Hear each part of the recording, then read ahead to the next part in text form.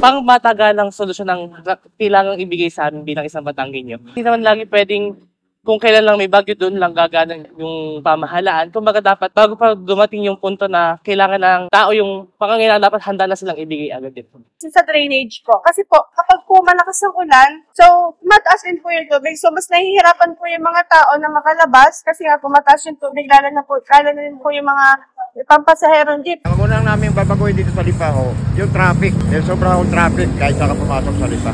Yung mga tindera, talaman, huwag naman paasin din kasi dating na election, napaas kami. Magkaroon ng pantay-pantay na rights ang mga individual, especially yung mga may hirap na tao na hindi porke may pera ka, ikaw yung mas kikilingan. Pagbabago sa mga namamahala kasi para sa hindi sapat yung kanilang mga batas para sa rin tulang.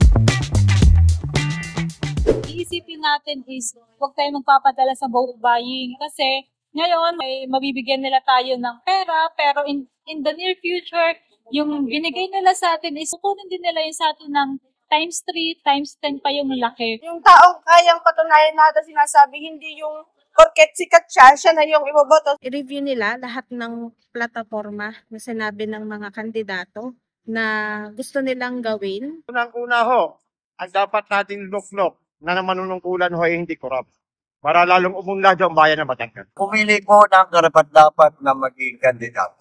At yung talaga pwedeng makakita Yung may direksyon yung pamumunuan nila kasi parang ang hirap naman mag-upo ng isang pamahalaan na parang lagi na lang short term yung gagawin, yung transparency and accountability. Kasi mahirap naman magluklok ng isang tauhan sa pamahalaan kung ultimong yung budget na gagamitin hindi may paliwanag kung saan ginamit.